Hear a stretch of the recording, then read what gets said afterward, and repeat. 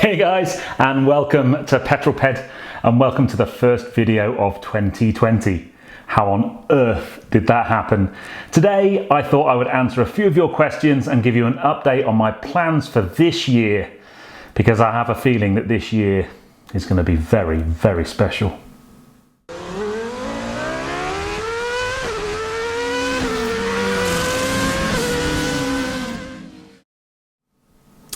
Now then, where to start? So I'm going to take questions from Matthew Bucock and Gary Downham off of Facebook and Lee Mullen off of Instagram, because they all pretty much asked very similar questions. So Matthew asked, any delivery date on the GP3? And Gary wanted to know when I'm going to receive my GP3 and will I be selling Ruby?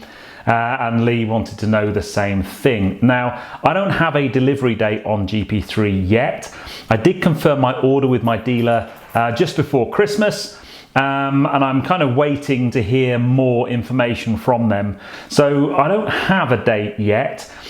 The question as to whether I will be selling Ruby Roadster is a very good one, because I really don't want to sell Ruby Roadster, and if I can do anything in my power so that I don't have to sell her, then I will. But it does make a huge difference as to how I buy the car, because I'm not made of money unlike some YouTubers. I need to work out very carefully how I'm going to finance the new car, and clearly Ruby Roadster has a financial worth that I could put down as a deposit. So my two options for buying the car is I sell Ruby Roadster, use that money to put down as a deposit for the car, and then I finance the rest of the amount with either a bank loan or with HP Finance. My other option is I keep Ruby Roadster and I go down the PCP route. I put a smaller deposit down into the GP3. I pay on monthly instalments over 3 years perhaps, and then a balloon payment at the end. And if I want to keep the car, I clear the balloon payment and keep the car, or I give the car back and move on to something else. And I really am not sure which one of those two options I am going to choose yet. So I will keep you updated as much as possible. I am talking to Mini about possible access to the whole process of the GP3. I'm hoping to get to the press drives when they take place. So keep a watching brief. GP3 is happening, people. I just don't know any dates as yet. Right, next question, again from Facebook. Two very similar questions, one from Jamie Pickles and one from Russell Fryer. Jamie wanted to know, what car am I most looking forward to driving in 2020? And Russell said the same thing, apart from my GP, what car am I most looking forward to driving? Well, the two cars that I'm really excited about, and hopefully it'll happen early in the year. Number one is the electric Mini. Now, I've been invited to the press drives of the electric Mini. That takes place at the end of January. So I'm really excited to drive that car. I think that's going to be a hugely important car for Mini. I think it's going to shake up the electric car market quite a lot in terms of affordability and usability. It's probably not a car that I would own, purely because of the range and the kind of journey profile that I have. It really wouldn't suit me as a car, but I am very excited to drive it. And the second one is another EV, and that is the Porsche Taycan. I just think the whole electric car narrative is starting to change quite a lot. Clearly Tesla have been having huge amounts of success with their cars in terms of driving and performance and range and all those types of things. I just think Porsche Taycan is going to be quite something special. So I am talking to Porsche GB about that, and hopefully I'll be able to bring that content to you as soon as possible. Okay, the next question again, Facebook, Tony Lump this time. Tony's asked a really interesting question. So Tony basically wants to know, when I go and test drive a car, how does the insurance work out? So, and the reason I find this a really interesting question is I'm pretty sure that there are some YouTubers or car reviewers out there that maybe cut corners on this or don't do things quite how they should be. So, there's a number of different things to talk about here. First things first, I started out my channel, a lot of my car reviews were done through local dealerships. And the way that works is when you go into a dealership and you want to review one of their cars, they will put you on their insurance, just as you would if you were going in for a test drive. So you give them your license details, and they put you on your insurance. Depending on whether the car's a performance car or sometimes on its value, sometimes those drives will have to be an accompanied drive. However, I've managed to get quite good relationships with dealers, so sometimes, even though technically it should be an accompanied drive, very often they will let me take the car on my own, which is always greatly appreciated. And for press vehicles, when I get a press car for a week, or if I go on a press event like first drives and so on, again, that insurance is covered on their insurance. You give your license details, they do a DVLA check, and you get put on their insurance. So they're the easy ones. It's when you're driving what I call subscribers' cars or friends' cars, that's, I think, the grey area when things start to get a bit dodgy. So very often, some of those cars I've driven on my channel, I have fully comprehensive insurance, so can therefore drive someone else's car third party with their permission, and I will do that, and you're never driving massively fast on a review anyway, on the understanding that if I bend it, I mend it. And I think I've had one or two occasions where an owner has asked me to basically write down and sign a piece of paper that says if I have an accident in the car, then I will pay for any damage. My problem with that is, depending on the value of the car, it depends on how comfortable I am doing that. Up to a certain point, I'm happy to do that. But let's say I was reviewing, I don't know, a £200,000 McLaren, there's no way I'm going to drive that third party, because any possible damage could be very, very costly.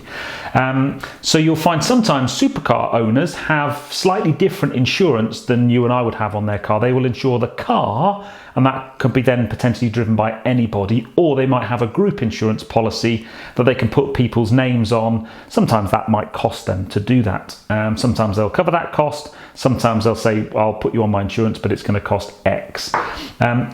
If that cost is too prohibitive, then very often I'll just say, fine, I'll do a film and a review on the car, but I'll do it from the passenger seat, and I won't actually get to drive the car. That's how I've done things up till now. I think my worry is lots of people would just be jumping in a car, filming it third party and hoping nothing goes wrong. And I think that's potentially quite dodgy. What I might do and have looked into is I have a limited company that I run my various businesses through, and I could get an insurance policy for me that insures me to drive any car. Now, those insurance policies are normally quite a bit more expensive than your standard insurance policy on your car, and sometimes they'll have a limit to the value of the car that you would be able to drive. Let's say, I don't know, £80,000 or something, which would be good enough for me on most occasions. And then I could drive any car with the owner's permission on my insurance, if you like. But there's clearly a cost associated with that, and I just need to work out whether or not the number of times I would use that justify its cost, because the vast majority of cars I review now are either press cars or dealership cars, and the insurance is covered by them. Okay, again, lots of questions from Facebook this time. So Chris Hurd and Lewis Hunter, both very similar questions. So Chris has said, what 3 cars would you consider an ideal garage for fun and practicality? And also, what would your dream garage look like if you didn't have any money cap? Lewis Hunter basically said, money no object, what car would you have in the Petrol Ped fleet? For me, an ideal 3-car garage, I'd want something big and practical, something I can use as a daily, and something I can use on track. So something big and practical, kind of SUV size car, a Range Rover Autobiography or a Range Rover Sport, something of that kind of ilk. I like both of those. The middle car, if money was no object, something like an RS4 probably. I know I've got an S4, but it wouldn't harm just to up that to an RS4.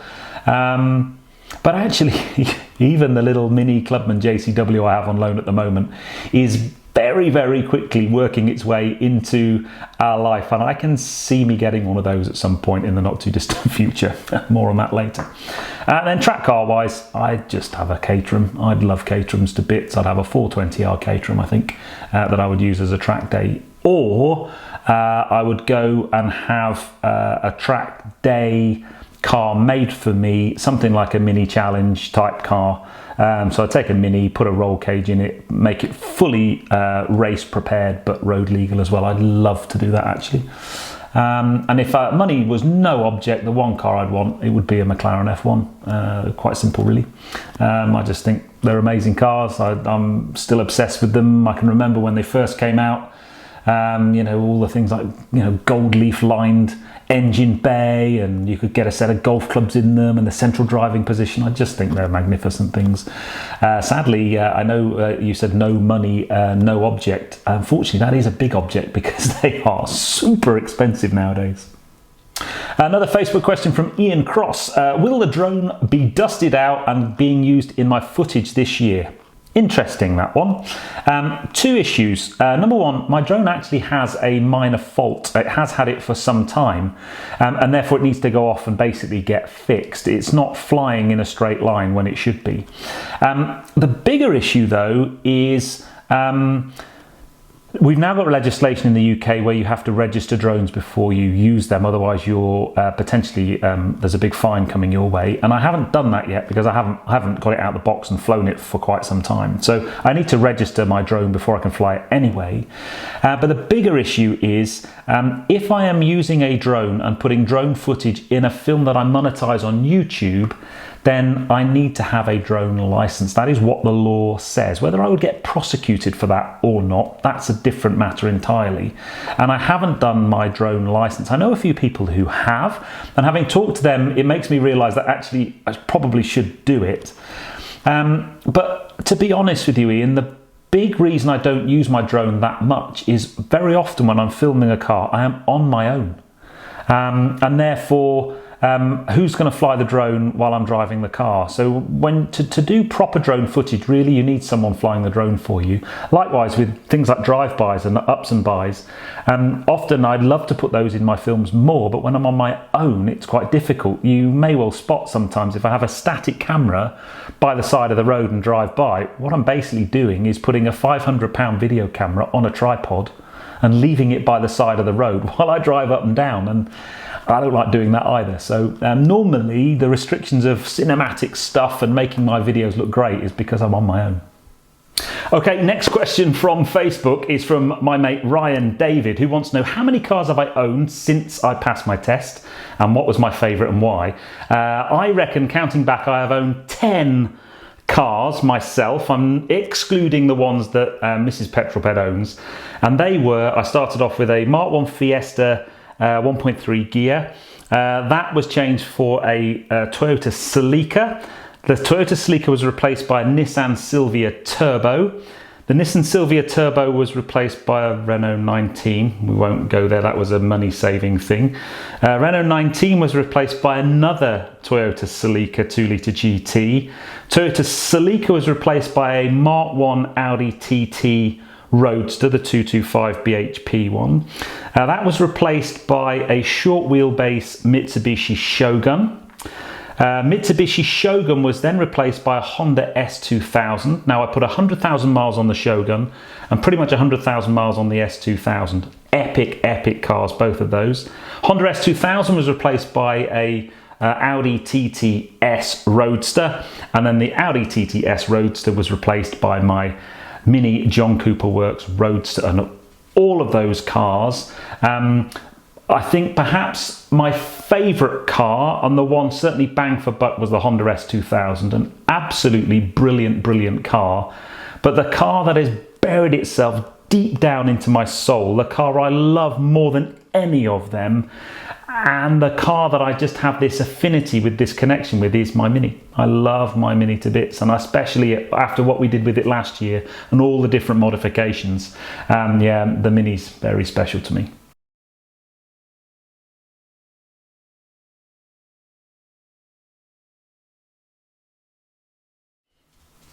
Next question again, Facebook from Dickie McVitie. Am I going to be doing any meet and greets this year? I would love to do a meet and greet. Clearly I had one planned last year and had to cancel it. And I had to cancel it because it very rapidly got way bigger than the venue I had originally planned it at. So keep a watching brief. I will do my best. I've had lots of people reach out saying, are you going to do a meet and greet?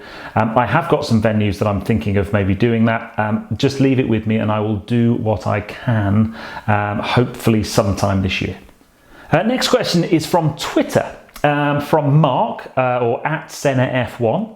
And he basically wants to know how I deal with my time management. He says he always finds it amazing how I can fit into a week my job and do 3 videos and maintain the quality. How do I do it? Well, really simple answer to that is a lot of time and a lot of effort. So you will all probably know by now I changed my job 2 years ago now, so I'm now not full-time YouTube. My day job is a trainer in telecommunications. I do that freelance, and I probably do that somewhere between 5 to 10 days a month as a freelancer, and then that gives me time to do YouTube and some other projects. So normally I can plan my way round. I've got at least sort of a day during the week to create some content on YouTube. When I first started, all my filming and all my editing had to take place at the weekend, which really puts a lot of pressure on your home life. So now what I try and do is manage my time so that each week I have at least a day where I can film some content. And what you need to be doing is trying to build up a bank of content. So sometimes you'll go to an event or you'll go to a shoot and you'll be able to create multiple films in the same day. I'll link this in with the next question actually, because I've got a question from Lee Avison on Twitter who's saying, am I planning to do any more content with Steph ABTV? Well, yes, I am, this coming weekend. In fact, if you're watching this on Friday, Saturday morning I am filming with Steph, and that's a really good example where hopefully in that one-day shoot we're going there for a particular reason, to film a very cool mini which you guys are going to absolutely love, but at the same time we hope to maybe film 2 or 3 other videos, and then you can kind of bank stuff. So the creating the content is one thing, but then the editing is the other thing, and the editing, what I tend to do with that is if I'm working during the week, let's say I'm training during the day, in the evenings, you know, I'll be editing until midnight most evenings, and at the weekends and so on. So it's just a case of putting the hours in. The replying to comments, I normally do that first thing in the morning when I wake up and I'm sat in bed with a cup of tea. I'll quickly go into the dashboard on YouTube and answer the comments as much as I can, and then just through the day tick those along as much as I can. But that takes, I don't know, probably an hour of my time a day, maybe more sometimes, is just replying to comments. So it is a big commitment, but I love every single minute of it. Okay, now we're going to Instagram. We're very nearly at the end, by the way. Scott Watson 1973 from Instagram. Have you ever had a car you were excited to drive only to find it disappointing? Yeah, I have. It doesn't happen very often. I often say that there's not that many bad cars out there right now. But last year, the car that really did that for me was the Jaguar F-Pace SVR. I had been looking forward to driving that car for over a year because it was delayed by more than a year. And I loved driving the F-Type SVR and the Range Rover Sport SVR. And I was just super excited to feel what that would be like in an F-Pace. And whilst the performance of the F-Pace SVR was amazing, biblical, really fast car, big 5-litre V8, it's bound to be quick. The drama in the theatre just wasn't there because of the new emissions regulations and OPF filters and those types of things. It just was a bit flat for me. So yeah, I was really disappointed by the F-Pace SVR.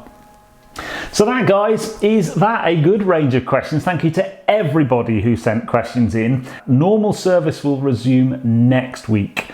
As I've mentioned already, I'm on a shoot this coming Saturday with a very cool car. So there will be definitely a Friday video next week and a midweek 180 next week. Whether or not I do a Monday video, we'll see. I'm not sure about that in terms of whether I can logistically get that out in time. But then it will be 3 videos a week. I'll be back to normal service and hopefully bringing you some cool stuff. But anyway, guys, at the end of this one, I hope you enjoyed it. If you did so, please give me a thumbs up. Comments below are always welcome. And if you haven't done so already, please subscribe to Petrol for plenty more content to come. And I'll see you on the next film. But you take care, guys. Drive safe.